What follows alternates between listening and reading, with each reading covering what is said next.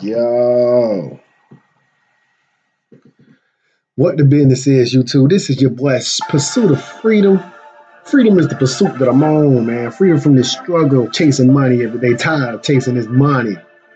Trying to have some of this money come to me. Now, I got a very, very important subject that I want to talk to people about, man. I want to speak on this subject just for a little bit, man. Right now, I got you looking at this is TC2000 software, my predominant software I use to find investment vehicles in the money tree, which is the stock market, to grow my money, plant some seeds and watch this money grow. Holla at you.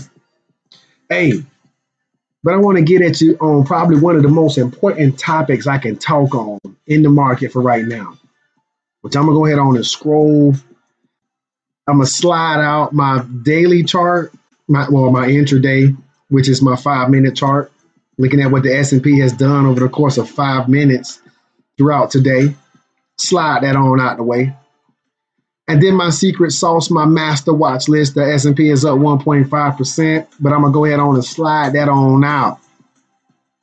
Now for a quick second, man, I'm going to go ahead on and look at what the market has been doing of late, right, for a quick second. So in 2018, the stock market, okay, this is January 2018 right here. So in that time frame, coming over the course of the entire year, being that we're nearing the year's end, the market is only up 1%.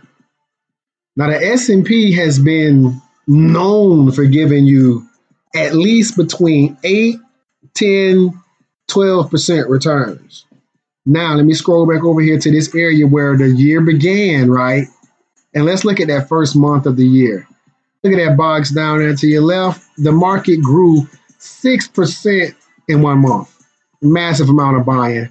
Let's look at the absolute highs for the year. The stock market did what it does. The S&P had grown 9 to 10% over the course of a year up until October. Now, some people, because I had some analysts that said during this time frame right here, the market, this was the beginning of a bear market. Some analysts some of them talking heads on CNBC was saying, I remember hearing an analyst, I've told several people this, but I remember hearing an analyst say he had to come out of his cave after this big slump off, this big massive sell-off in early February to end of January. He said, that woke up a sleeping bear in him, right? So he was saying bear market was on the way. Right. All right, let's delete that. Now, okay, so we got 3 days of upward trend. That's just current analysis to the tune. Look at that box of 2.8%, almost 3% on your money in 3 days. That's so much better than a bank account will ever do just in that 3 days, right?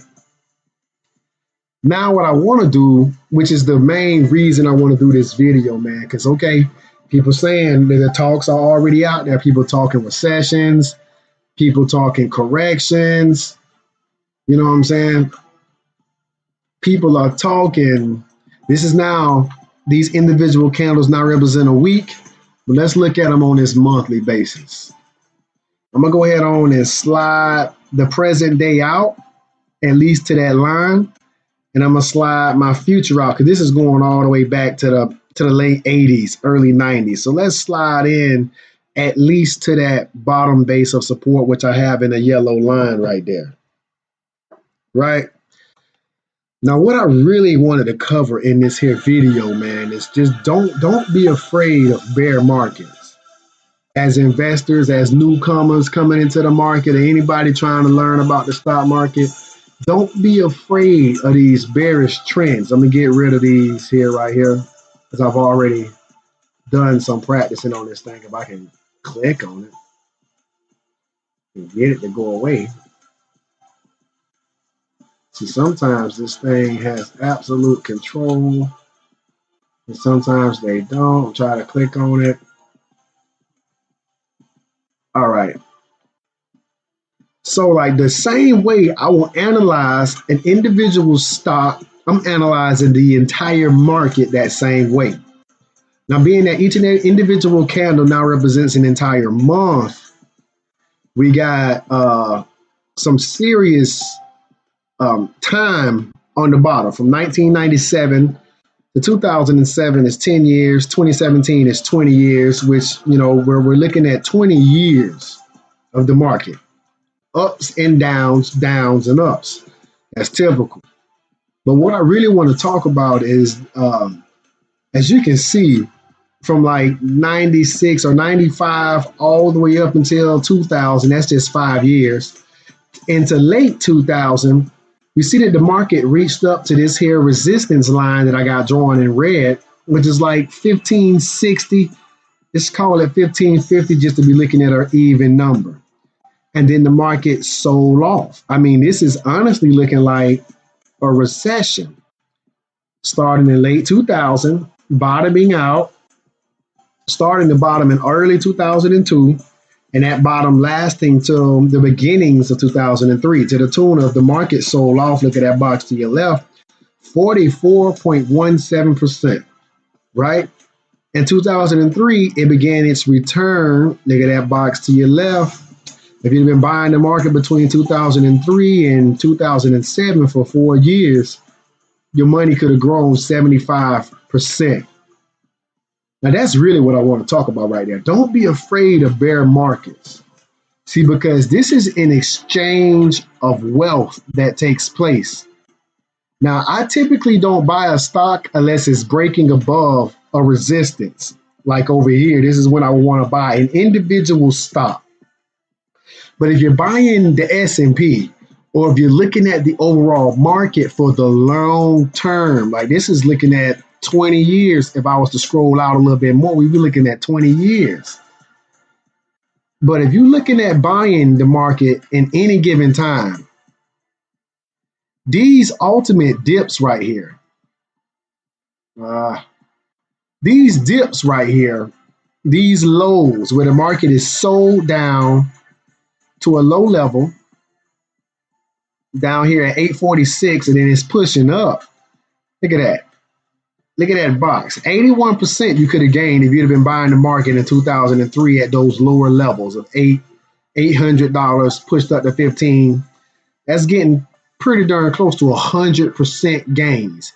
3, here it is. 4 is 1, 2, 3, 4.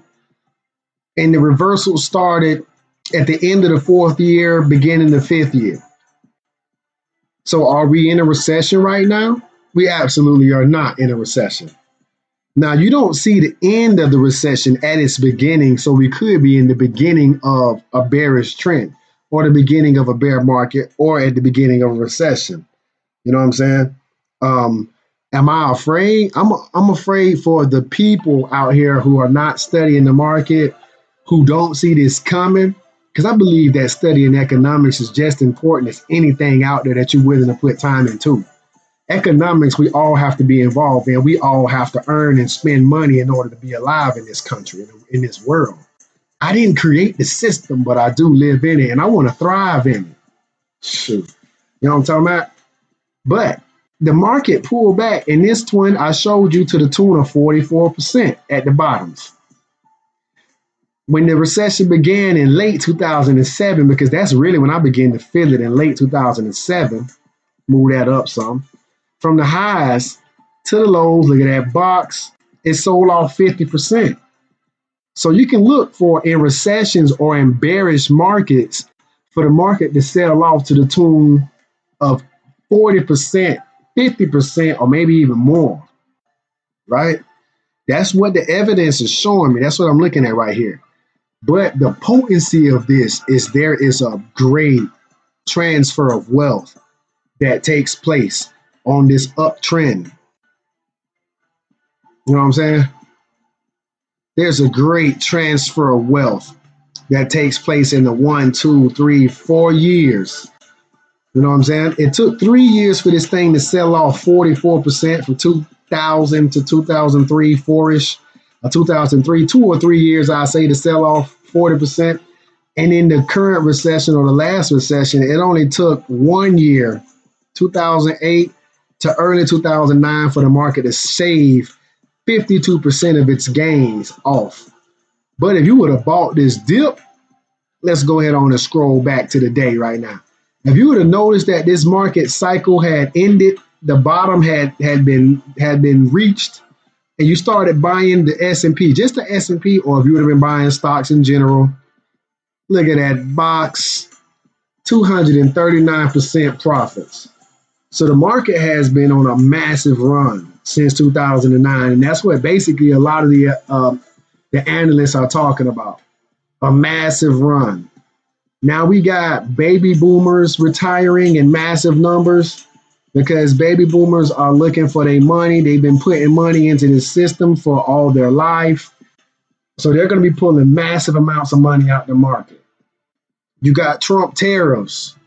You got global growth, global GDP, gross domestic product beginning to shrink.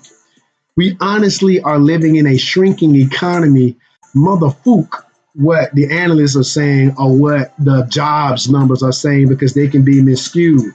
What they don't count in or what they're not showing you is the amount of baby boomers that are retiring and leaving the workforce. Now, right now, I'm beginning to feed you more financial literacy and more economics, man, that I've been digging up myself. But hey, this is just food for thought. Sit to the table and eat with me. But I'm just going to tell you honestly, yes, when it comes to stocks during times like this, scroll back so you can get a close look at it. During these times where the market is beginning to sell, heck yeah, protect capital. I'm trying to build a business in the stock market. So protecting capital, protecting your money is the name of the game. Protecting your money is the name of the game. And for right now, I do believe we're going to see, let's go ahead and get back to this daily chart. I do believe we're going to see more of these trends of trying to act like it wants to push up and then sell it off. Act like it wants to push up, then sell it off. From what I know, those are the true signs of a bearish market. But I'm not afraid of the dip, because the dip is where you want to start to get in, because your money is going to grow massively. The more you have to get in on the dip, the better. I just got a strange feeling that not many people are going to afford to buy this dip. And this can be an even bigger transfer of wealth than the transfer of wealth that we've seen from the last two recessions, the last two sell-offs. As you already can see that, I mean, if you could have started buying the stock market in 2009 right now, look at that box, 268% at least. And that's just looking at where we are today. 270% gained on your money in a decade. If you put your money in the bank for 10 years, has it grown by 270%? I'm just saying, hey, this pursuit of freedom, man, I'm trying to free people's minds and free people's lives from chasing this thing. You can have it without chasing it. Absolutely. Grind on your job, grind on your business, grind what you're doing, but put some of that money to work for you, because it can do more work than you can. Trust me. But if we are in the beginnings, going back to the daily chart of a sell-off, at least from these highs up here at 29-ish, where it sold off, we now just $200 off the highs, to the tune of, look at that box, just 6% now. We were down 10%. The end of the year is always the best time of the year in the market. I mean, look at the end of 2017. Looking at November to January, the stock market grew in 2-3 months, 11%. So the end of the year is always the best time to start getting into the market, or the hottest trading, the hottest growth in the stock market. We've been on a run up for a long time. So I think we're a little overdue for some pullback in my market analyst. I absolutely am not. But just studying these trends, man, I'm telling you what I think I see.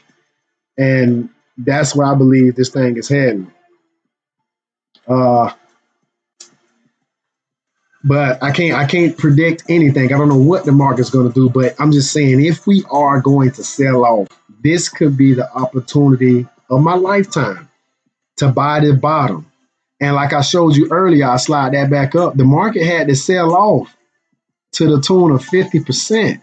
I got to scroll my time frame out because we're not even gonna get to that. Let me go back to this weekly chart to get that time frame in. I got to go back some more.